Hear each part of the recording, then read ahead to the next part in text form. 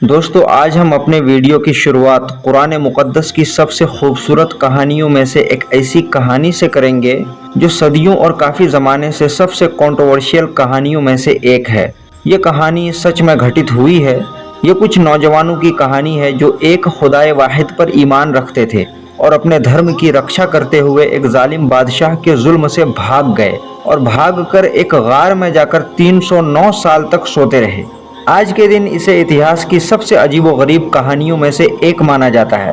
तो आइए दोस्तों तैयार हो जाएं क्योंकि हम समय में पीछे जाकर पूरी कहानी का पता लगाने जा रहे हैं।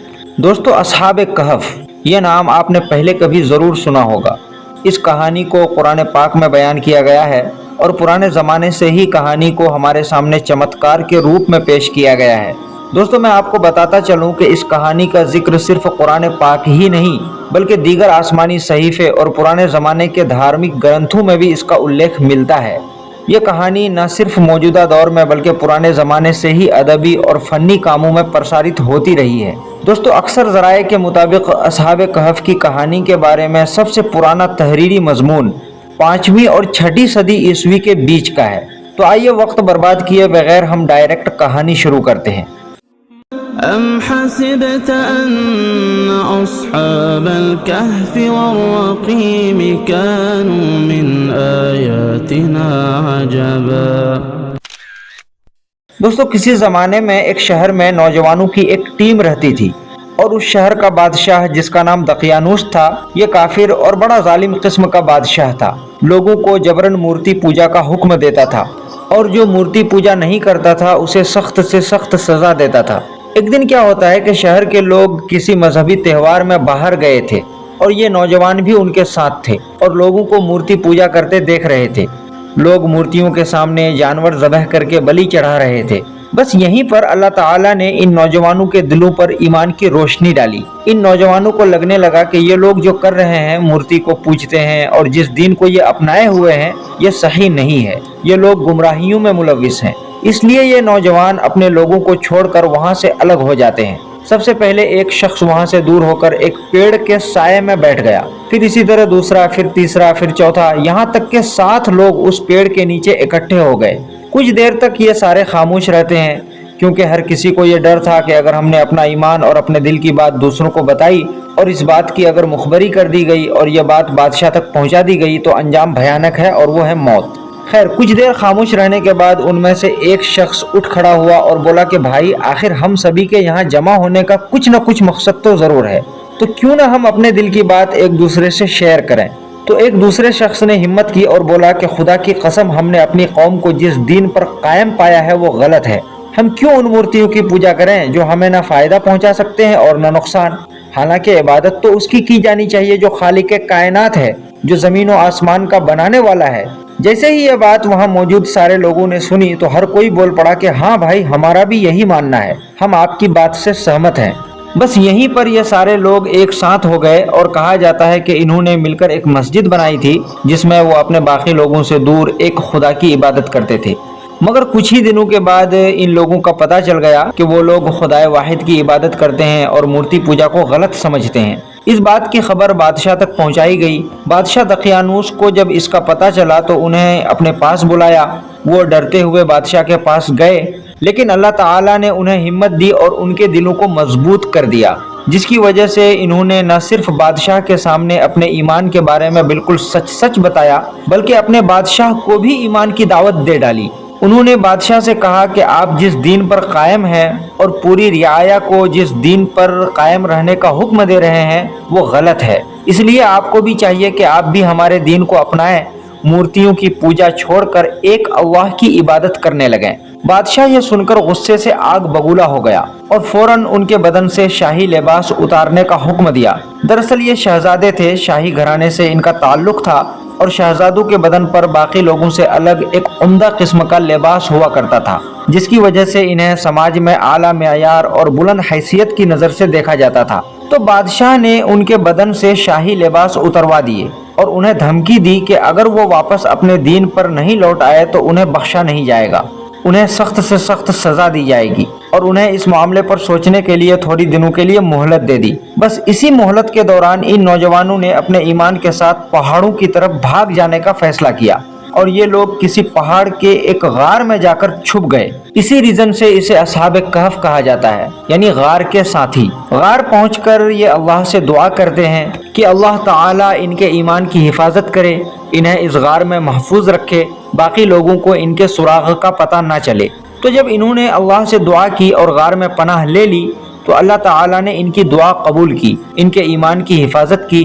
اسی کا نقشہ قرآن پاک میں کچھ اس طرح کھینچا گیا ہے۔ إذ أوى الفتية إلى الكهف فقالوا ربنا آتنا من لدنك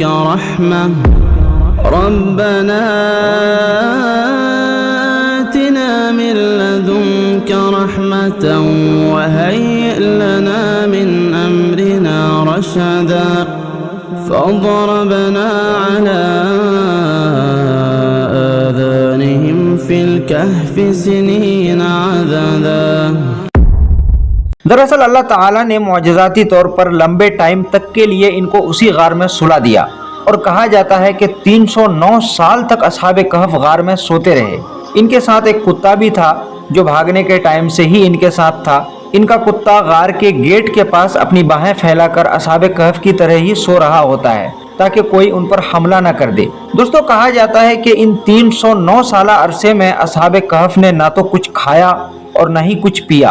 بنا کھائے پیے 309 سال تک وہ صحیح سلامت، ٹھیک ٹھاک، بالکل تندرست رہے، غار میں سوتے ہوئے محفوظ رہے۔ یہ سب کچھ معجزاتی طور پر ہوا، اللہ کے معجزے اور چمتکار سے ہوا۔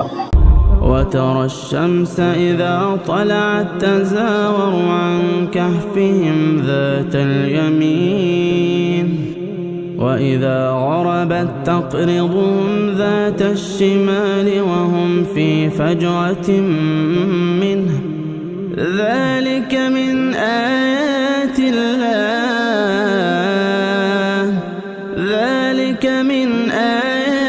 الله من يهد الله فهو المهتد۔ تو دوستو 309 سال گزر جانے کے بعد اللہ تعالیٰ نے ان کو نیند سے جگایا۔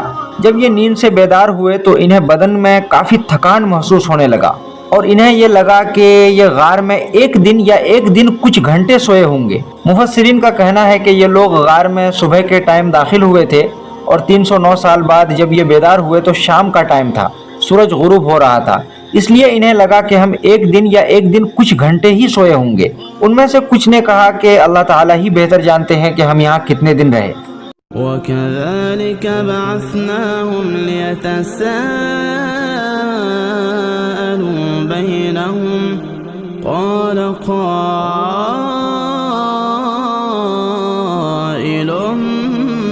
مِّنْهُمْ كَمْ لَبِثْتُمْ قَالُوا لَبِثْنَا يَوْمًا أَوْ بَعْضَ يَوْمٍ قَالُوا رَبُّكُمْ أَعْلَمُ بِمَا لَبِثْتُمْ۔ نیند سے بیدار ہونے کے بعد انہیں بہت بھوک لگی، اس لیے اس نے اپنے ایک ساتھی کو جس کا نام یملیخا تھا بازار کچھ خریدنے کے لیے بھیجا۔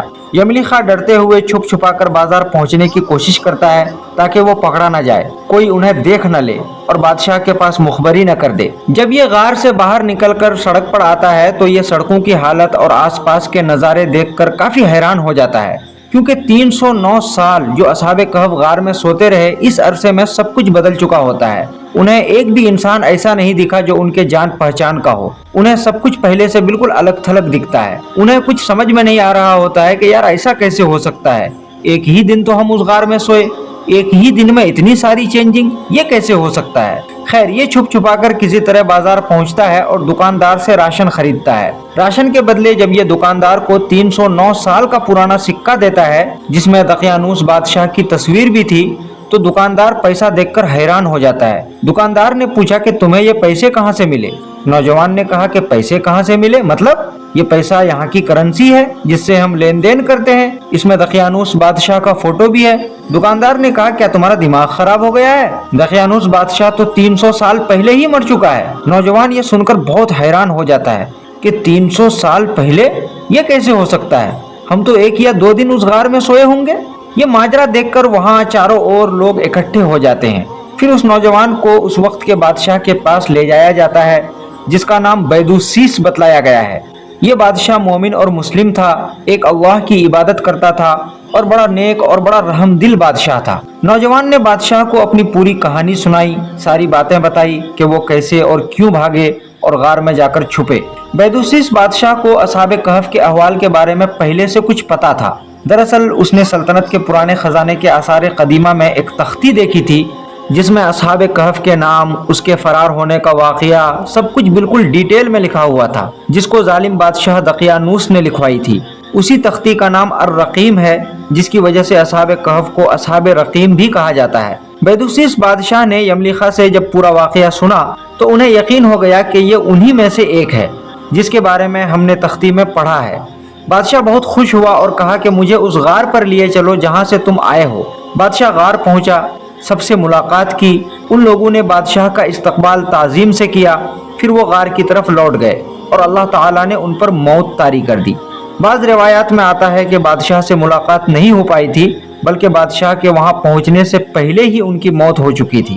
دوستو، اب بات اگر اس بارے میں کی جائے کہ یہ کہانی کب اور کہاں گھٹی تو میں آپ کو بتاتا چلوں کہ اس کی صحیح تاریخ اور جگہ کا اندازہ لگا پانا بالکل نہ کے برابر ہے۔ یقینی طور پر کچھ بھی نہیں کہا جا سکتا کہ یہ کہانی کب اور کہاں کی ہے۔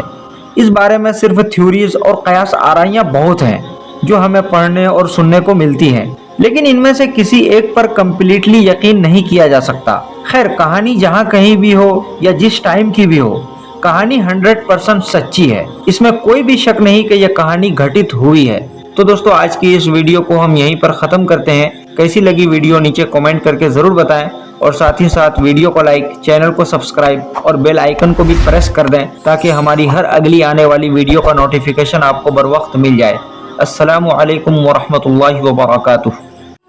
إنهم فتية آمنوا بربهم وزدناهم هدى وربطنا على قلوبهم إذ قاموا فقالوا ربنا رب السماوات والأرض لن ندعو من دونه إلها لقد قلنا إذا شططا۔